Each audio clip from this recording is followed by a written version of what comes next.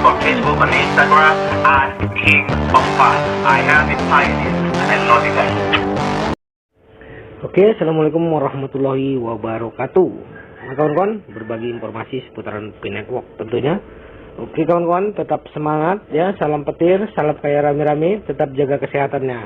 Nah kawan-kawan, supaya kita paham, memahami ya, apa itu DApp ya kawan-kawan. Nah seperti ini.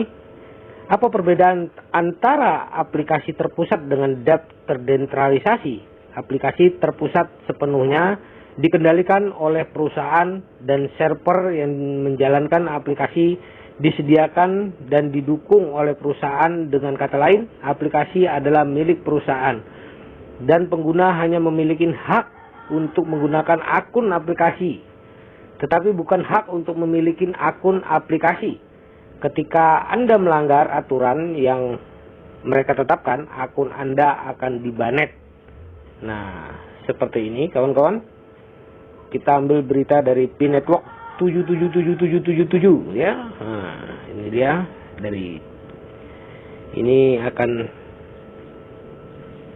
seperti apa sih DApp itu. Nah, oleh karena itu kepemilikan akun yang Anda daftarkan di aplikasi utama bukan milik Anda, tetapi hanya hak untuk digunakan.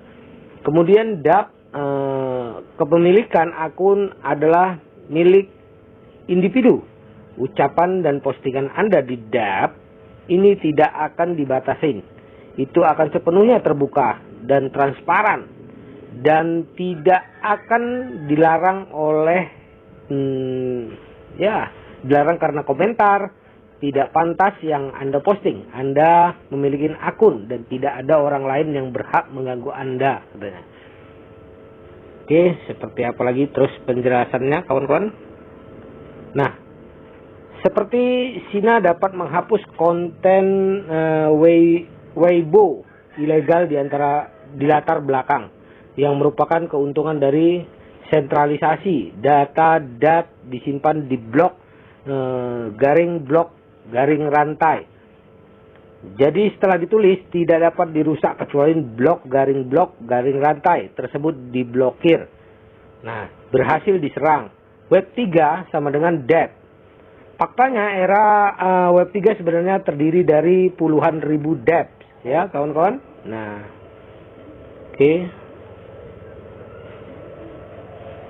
Dan DApp ini berjalan di rantai publik.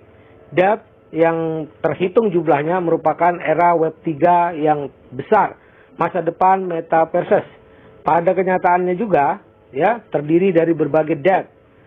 Adapun metaverse hanya perlu seseorang untuk mengembangkan program seperti metaverse ya, dan kemudian memasukkan berbagai DApp ke dalamnya, bahkan akan baik-baik saja. Sedangkan untuk metaverse ya, DApp harus dilibatkan teknologi yang mendasari harus publik, milik garing rantai. Nah, kita lihat lagi. Untuk mewujudkan era Web 3, premis untuk mendukung operasi DApp adalah harus ada publik milik garing rantai yang mendukung operasinya. Hal ini sebenarnya sangat bisa dimaklumi jika ponsel tidak memiliki sistem operasi, maka berbagai aplikasi tidak dapat digunakan. Jadi apa yang dilakukan PHD ya adalah mengembangkan logika yang mendasari. Saat dibuka, berbagai DApp akan lahir dengan cepat. Saat ini yang harus kita lakukan adalah memilih ya beberapa DApp yang andal untuk dimainkan. Dan ingat bahwa esensinya tidak banyak. Nah, oke. Seperti ya kita terjemahkan dulu kawan-kawan ya. Nah, bayangkan saja masa depan adalah era Web 3 DApp. Masing-masing dari kita dapat menyadari nilai kita sendiri dan akun berbagai DApp adalah milik pribadi kita. Pada saat ini, dimensi budaya akan menjadi lebih inklusif dan setiap orang akan memiliki lebih sedikit penipuan dan lebih banyak kebaikan. Tolong lakukan yang terbaik untuk berbagi perbedaan antara APP dan debt ya kawan-kawan. Nah, oke, kita akan terjemahkan dulu. Desentralisasi dan sentralisasi terletak pada kenyataan bahwa semua hak, data, dan kepemilikan APP terpusat ya berada di tangan tongkat terpusat.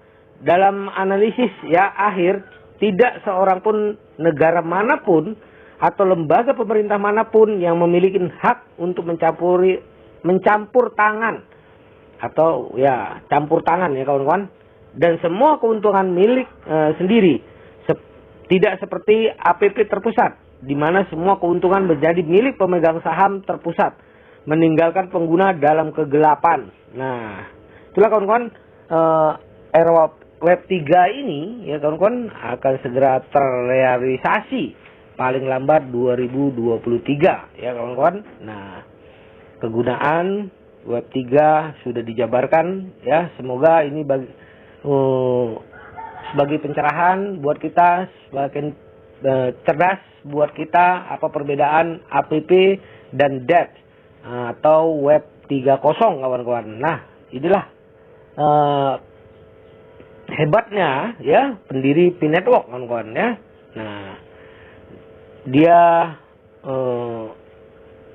berbagi inovasi, reformasi ya, reformasi digital. Ya kawan-kawan, ini yang membuat P-Network semakin unggul kawan-kawan dibandingkan dengan aplikasi-aplikasi lain ya. Dan jelas ini cryptocurrency masa depan yang dinantikan banyak orang kawan-kawan ya. Nah, seperti itulah ya. Oke kawan-kawan, ini sebagai pencerahan, sebagai pelajaran buat kita, edukasi buat kita ya.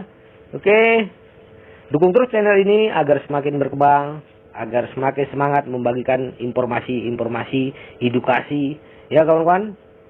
Oke, wassalamualaikum warahmatullahi wabarakatuh.